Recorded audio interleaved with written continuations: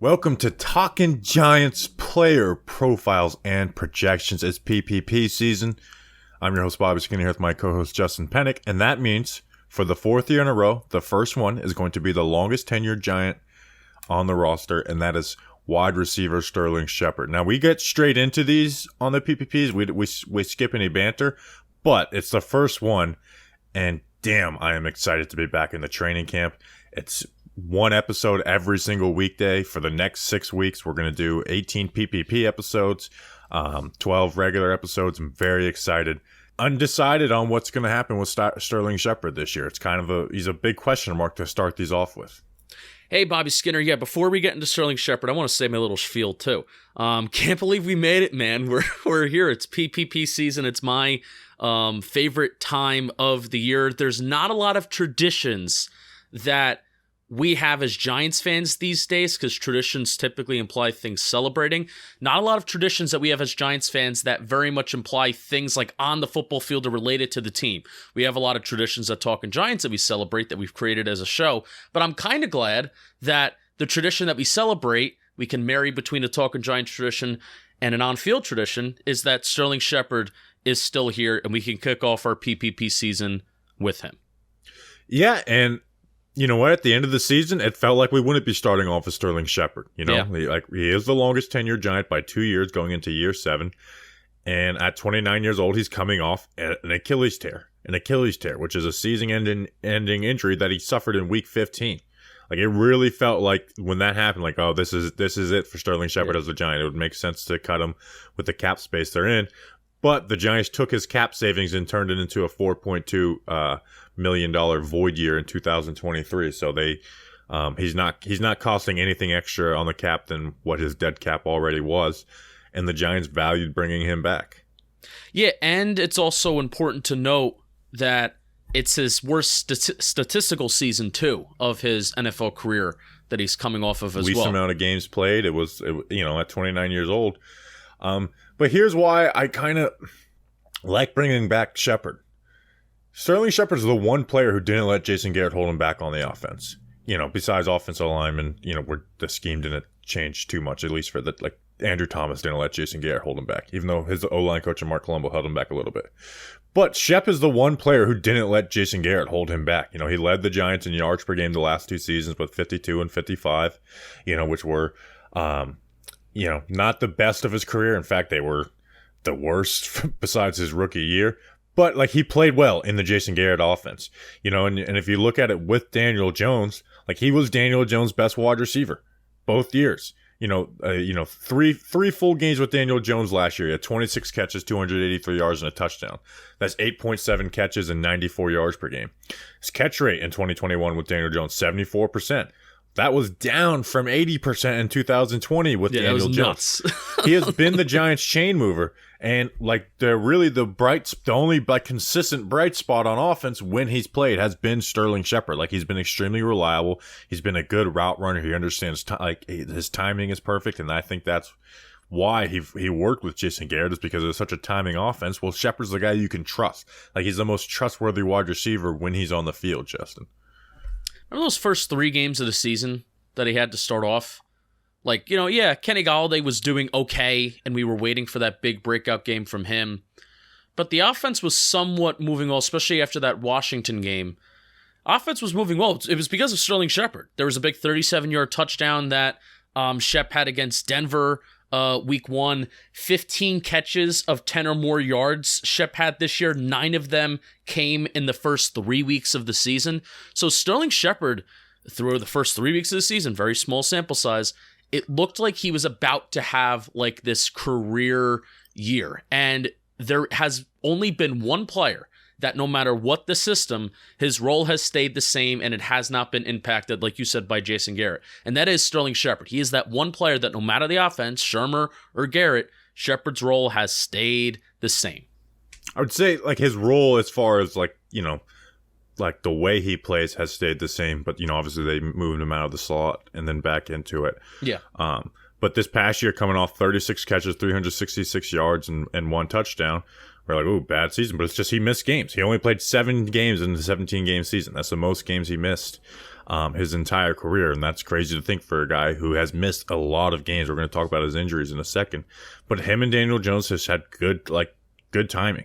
You know, like you said, when the Giants offense was moving the ball after those first couple games, one of my takes was like Sterling Shepard and Daniel Jones connection is hiding the blemishes of the Jason Garrett offense are still there, but Daniel Jones and Sterling Shepard just had a great connection. Their timing was perfect. I mean, they were completing some tough passes. Yeah. You know, and I'm not talking about, 50 yards down the field, like 12-yard passes. Like, man, that's a tough pass. Shepard's separation numbers were down too, by the way, and I don't really blame Shep on that. I just blame it as, Garrett's offense never really breeded any kind of separation. But he was completing a lot more of these contested catches, and it's surprising to see, Sterling Shepard, this kind of possession wide receiver, not a tall guy, not a big guy. The connection that him and Jones have is just, it's insane. It is absolutely insane. Remember we had a debate, and I kind of want to give myself credit since you're always praised up to be the smart guy around here. Remember we had a debate on who's more important to Daniel Jones's development, Sterling Shepard or Darius Slayton? You said Slayton, I said Shepard. Remember that? I said who should they invest in more going forward? Oh. Which is still a TBD. If, Slayton has a good year, you bring him back next year. Not two great answers, But part of that is injuries, though. Part of that is injuries, and that's the talking point with Sterling Shepard in this training camp. Yes. Last year, he was the best, thing you heard out of training camp. It was like Sterling Shepard looks really good, and it translated onto the field when he played. But he had 4 injuries that led to missing games in 2021. One was the same injury that got re-aggravated, but there was 4 times where he left the game injured and didn't play the next week. 4 times. In 7 seasons as the New York Giants had 13 injuries if you include training camp injuries like the broken thumb in 2019. That's really the talking point with Sterling Shepard right now, and we'll talk about bringing him back, is how does he play and how much does he play and what's the role? Like what are they expecting out of Sterling Shepard? Is he just a bonus to what they have planned in offense because of the injury issues, or are they going into this year no, I know he's coming off injuries, but he's going to be a big part of the offense? So heading into this PPP, I didn't exactly know what Sterling Shepard's timeline is, and I still don't think we all know definitively. So here's what I was able to dig up. In March, Joe Schoen said that August was when they were circling Sterling Shepard to be back. What does back mean? I don't know. But then a better update is May. Joe Schoen said that Sterling Shepard was still ready and projected to be back by the start of training camp. And that was in May when Joe Schoen was on WFAN. With those comments, I expect him to play week 1, though. Yeah, from Joe, he should. Those aren't nothing comments. I expect him to be ready to go for week 1 if there's no setbacks. Yeah, I mean, he should. I feel like I've seen people, he's going to be out till October, November. It's like, no, Joe Schoen's saying that he should be ready, so it's not like he should play week 1. So here's the question, Bobby Skinner. What are you expecting Sterling Shepard's stat line to be this year? What are you expecting Sterling Shepard to be this year? If we're talking on a per game status, I'll think 6 catches, 60 yards or 58 yards per game, kind of on pace with what he's done for the majority of his career. Do you think that there's a part of you that looks at Sterling Shepard and says at this point in his career, because of the injuries, who knows how he's going to come back from the Achilles injury too, which is that the same injury that Lorenzo Carter suffered last year too? When he came back, He was a little sluggish. So who knows how he's going to come out of the gate, where Sterling Shepard was not really a wide receiver that got you a lot of yards after the catch. He's a very good route runner, the best route runner on the team, and understood how to get open that way. But in a way, in a system that is going to be a lot more schematic based, I almost want Wan'Dale getting out there, getting those manufactured touches. You definitely want Tony out there over Sterling Shepard. So, even though Shepard has this great connection with Jones, do you really want him taking a lot of reps away from Wan'Dale, and then forget about Tony? You do not want him taking away reps from Tony. Yeah, it's interesting to see how this coaching staff views it, because I think you could realistically be like, hey, I'm looking at this wide receiver room as Galladay, Tony, Wan'Dale, and Slayton as the 4 guys who are going to play. And what we get from Shep is a bonus. They moved his, money to a void year, so it's not like they're spending money this year to keep him around, you know. But they're spending money next year, and that's the thing in my brain. I love Sterling Shepard. He's one of my favorite players. I think he has to be every Giants fan's favorite player the last couple of years, just because of the heart that he gives, the effort that he gives, and he is a good ball player when he's out there. But they did keep him this year, and if he finishes the year with like the same stat line that he finished with last year, which is like 35 catches, I don't really feel like the $4.2 million void year is worth it unless you are viewing Sterling Shepard as just this role player who we want as a veteran presence, but you're still spending $4.2 million next year for the sake of having him on the roster this year. So I have a feeling it could be one of those tough, we're looking at it now, like, oh yeah, they saved money keeping him this year, but he could finish this year with the same stat line as he did last year. And I have a feeling we may be looking back on it saying, was it really worth it? Well, I think that's what it comes down to, because obviously they're healthy in cap space after this year. So even if it's not worth it, it's not gonna hamper them from doing anything in 2023. But I think it comes down to, does he play 7 games like last year and then leaving games early in those 7 games, or does like the first part of his career, does he play 12, 11, 13? 2 seasons. He played 2 full seasons in 2016 and 18. Played 11, 10, 12, and then 7 this past year. So if you get 12 games out of him, yes, I do think it's worth it. Because you did save money this year when you need the cap space. Yep. If they didn't do the void year and just kept him on the contract, then they'd be like, no, this isn't worth it. So I think it comes down to like the amount of games he plays, and if he looks similar to himself. Like Yep. I don't know how he's gonna look. Now let's talk about him just playing in this offense. He moved to the outside after the Odell Beckham Jr. trade, played there, and played well there. Like his numbers in the slot and outside were similar. In fact, they were a little bit better in games where he played mostly on the outside. This past year went back to the slot in 2021. Like I think I have he played. It was in 2021. 67%.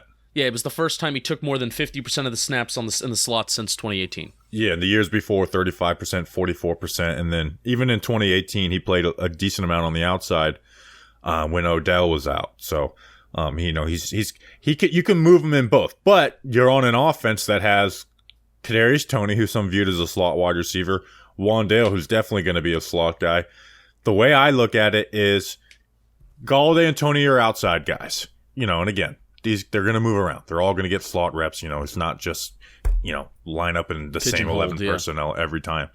But I think at least to start, you give Shep the slot reps. Like I think you do it kind of the same way they had it based last year, where Tony Galladay outside, Shep in the slot, and then you bring Wandale along as you need to. And again, you can't bet on health for all these guys, so I don't think we have to worry about will Wandale get playing time going into week 1 training camp, because this stuff, it works itself out. Galladay can miss games. So it's like if Galladay misses a game, you got Shep playing on the outside, Wandale on the slot. Tony's out, you move Shep on the outside, Wandale on the slot. And then when all things are equal, it's like you're moving Shep and Wandale in the slot, and you're giving snaps to all the guys and putting them everywhere, besides Galladay mostly on the outside. Yeah. Even though I do want some big slot reps for him. Always works itself out, like you said. All right, do we got anything else on Sterling Shepard? No. Excited that Shep is still here. Hope that he's out there. Hope that he plays, and hope that we look back on this season saying glad that he was able to stick around for another year, because he is a guy that absolutely does deserve it. Yeah. All right. Next, Aaron Robinson. All right, before we get to our Aaron Robinson PPP, very pumped and excited to announce that Bear Burger Kitchen and Bar is going to be our 2022 training camp sponsor. That's right, they're going to be sponsoring the PPPs. They're going to be sponsoring our live streams from training camp. Really excited to have Bear Burger aboard. So if you come hang out with us for a day during training camp, you want to know where you got to go to afterwards, you got to go to Bear Burger. Ton of different options, ton of different locations around the tri-state area. Hope you can check them out, because they have something for everyone. Yes, even you. They're a burger joint, but they aren't the type to be bogged down by the labels. There's only one dietary restrictions you'll be limited to: food that's made to taste great. I can say, been there once. I had the bison burger, and if you're kind of getting bored by the typical chain, if you're getting bored by the typical kind of restaurant that, they have burgers, they have different sandwiches, things like that, Bear Burger pushes what is possible for a burger to the limit. You're not just going to get your cheeseburger, your regular hamburger with bacon on it. There's a ton of different options, and they push the limits of what burgers, cheeseburgers are supposed to be. I absolutely love it. So check out their happy hour. It's the best in New York City, 12 to 7 p.m. Monday through Friday. They have exotic burgers, elk burgers, ostrich burgers, and bison burgers. Click the link in our description to find yourself at your new favorite happy hour spot, burger joint and luncheon, Bear Burger, Kitchen and Bar. Click the link in our description. Thanks to Bear Burger for sponsoring our summer. Come on, pay attention in there. Let's go. We got a beautiful day. Work. Play fast. Play fast. Whoa. All right, let's talk about a guy who's very important to this team, and that is cornerback Aaron Robinson. Kind of the guy that has the most relying on him, that has done the least on the Giants right now. Like, who's a guy that we're just relying on the most that it's like he's kind of unproven? I can't think of really anybody on this roster who it's like we don't know exactly what we're going to get. But Aaron Robinson, 6'1", 193 pounds, a second-year player out of UCF. He was drafted in the third round. He's actually traded up for. Was on the PUP list and didn't play for the Giants until week 8. So he missed all of training camp. This will be really his first training camp with the Giants. He was drafted to be a big nickel. A lot of teams are looking for those big nickels now, but seems to be headed for the outside. Even though you'd think of him as a nickel corner, he played on the outside 56% of the time in the majority of those. He had 4 games where he had starter reps. 3 out of those 4, he was playing on the outside, Justin. Yeah. 92 snaps in the slot total last year, 149 snaps out wide for Aaron Robinson. And Aaron Robinson really came back, and the first notable game where I remember being really impressed with them is that Miami game. And he is making plays against Jalen Waddle. He's making plays inside the end zone in the red zone against 6'6" Mike Gesicki. He is being physical. He's flying around the football field. He's allowing catches, yes, but he's positioning himself well. So after that game, I kind of fell head over heels for Aaron Robinson simply because we were at a point in the season with Mike Glennon where, we're kind of just looking for something or somebody to root for. So Aaron Robinson became that kind of guy.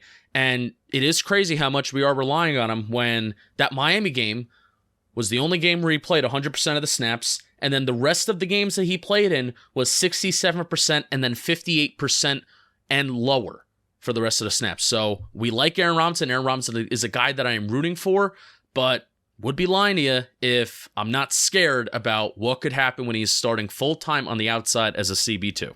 When we were going at, you go through players at the end of the year and you see Aaron Robinson got 43% of the snaps last year. Surprising. I was blown away. I was like, it doesn't feel like that. It feels like he got 23%. Like that's what it felt like. He played it like a quarter of the season, in those 43% of the snaps. So essentially, right now he's slated to play twice that amount.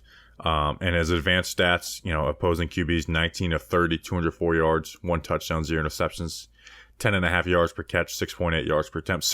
Basically very similar to what Darnay Holmes' numbers were last year, but he's a very different player, and that's why you think he can go outside and play outside a little bit. And like you said, he did play outside of the Miami and looked all right. Even the Chargers game, he looked decent for the most of it, playing on the outside. There was a speedy wide receiver that they have, I believe, Guyton, Guyton, number 15. Really known as their speedy wide receiver. And, he was keeping right in the hip pocket, understanding that he's got to push these guys out to the sideline, pressure them out by the sideline. So he had some good reps against him. Yeah. So, this will partly talking about his college scouting report, and then what we saw from the Giants, I think held up pretty good. Like what we thought of him. Obviously he has to develop, but they didn't jam him a bunch. But he did do well when they pressed him up.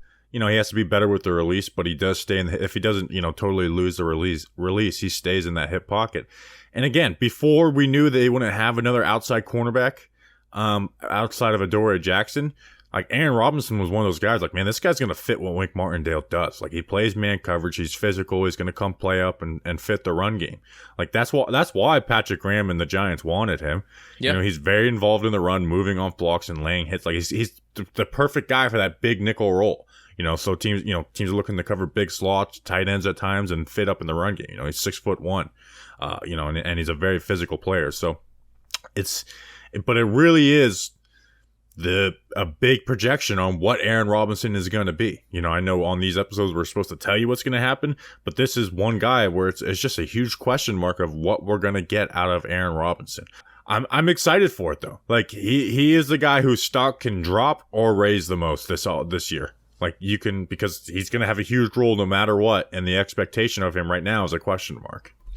I am nervous that we are going to see a few explosive plays allowed by Aaron Robinson this year. If Wink Martindale does want to play, press man, if he wants to play man coverage, it's not that Aaron Robinson doesn't have the long speed, but just saw a few times last year of guys getting in front of him a little bit. But you lose the release. But what you feel good about is the short area quickness. You feel good about the physicality, and you feel good about his ability to make a play on the football. So even if he is lacking behind, we're not playing that many great quarterbacks this year. Dak Prescott is obviously on the schedule. Aaron Rodgers is on the schedule. Lamar Jackson's on the schedule. But we're not playing that many great quarterbacks this year. And if you want to beat Aaron Robinson on a long ball, got to make sure it's in the right spot, because Aaron Robinson is going to close in on a football, make a play, and that's what I really like about, him. And with playing with more pressure, like that aggressiveness plays, and that's why, we said he's a great fit for Wink Martindale. But again, like as far as, like you said, him getting beat deep at times, even though there wasn't like those big completions, he loses the release at times. Well, guess what? Teams are going to get the ball out. And if he doesn't lose the release, he's right there. Yep. He's not getting lost on double moves or curl routes or crossers. Or did well against some crossers last year too. I know the Chargers tried to run some crossers over the middle of the field. He stayed right in the hip pocket again. Yeah, and they didn't put him in man a ton, but when he did, like he's good at working from that outside leverage to get inside on those in breakers. So, I'm excited and terrified for Aaron Robinson all at the same time. Last year we had a great cornerback situation where you had James Bradbury at cornerback 1 and then allowed Adoree Jackson to play by far the best year of his career. But now you slide Adoree over to 1, now Aaron Robinson's the 2, and we're kind of back in the situation that we were in 2019, where you've got a good corner as your cornerback 1, Janoris Jenkins and Adoree Jackson, maybe not the best for the CB1 spot, and then cornerback 2 is a big question mark. But let's do this exercise really, really quick, Bobby Skinner, because yes, being apprehensive about what Aaron Robinson could be as CB2 is very, very much worth it. But let's do this exercise on how scared we should be. 2020, our CB2 was Corey Ballantyne. You would rather have Aaron Robinson. Much more so.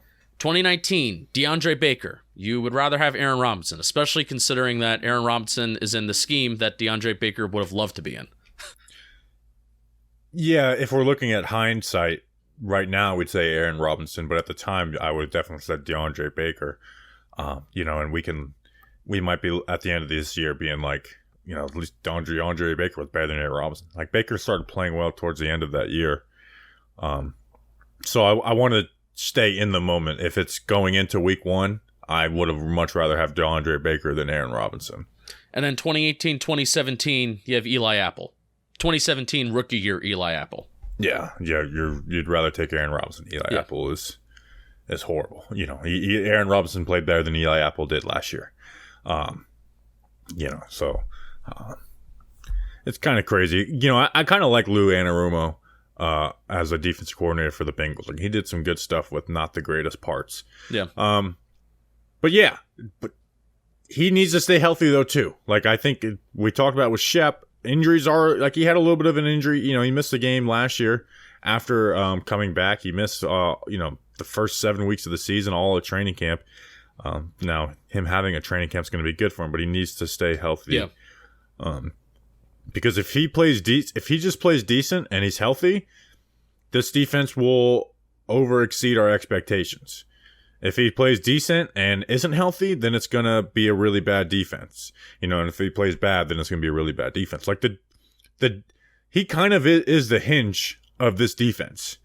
We kind of know what we've got all around. Obviously, Kayvon, how well does he play as a rookie? Azeez's second year, what is he able to produce? Inside linebacker 2 is a little bit of a question at the moment in the safety position. But really, the biggest decider of this defense to me really is Aaron Robinson. How well does he play on the outside? Because that can really make or break the Giants' season. That can be the difference. The difference between winning and losing games is how well does Aaron Robinson play. Yeah, I totally agree. I hope he stays healthy, like you said, because I want him to be that physical kind of cornerback that plays. Like, you look at Aaron Robinson and he, exudes that physicality. Wake Martindale is going to let him do that. I'm just as excited to see him have pass breakups and maybe some interceptions.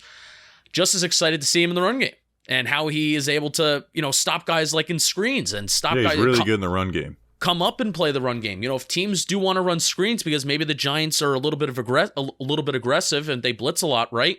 Well, Aaron Robinson's going to be there and he's going to stop guys near the line of scrimmage. I'm just as excited to see that. And I also trust Jerome Henderson with my life. So Jerome Henderson, work your cornerback magic, please. And you mentioned the run game, man. That stuff really matters, especially as the NFL gets to more spread out. Like, the cornerbacks are a part of the run game. Like, they really are. They can be the difference between a 25-yard gain and a tackle for a loss when teams are trying to get outside the tackles. They really can. So Aaron Robinson is good in that. Like, we know Aaron Robinson's good at that, shedding blocks when they're running a bubble screen at him, and just coming up and fitting in the run game. So Aaron Robinson, I'm excited and petrified to see what you are this year. So hopefully this time next year, we're talking about, what a good season he had and building on it. So, all right, Justin, anything else? Nope. Be a dude, Aaron Robinson. Good hair. Good hair you got. Very good hair. All right, that's our PPP number 1. Again, we will be back every single weekday for the next 6 weeks. 18 PPPs, 12 regular episodes. Our camp position battle episode is tomorrow. Appreciate you guys. Until tomorrow, let's go Big Blue.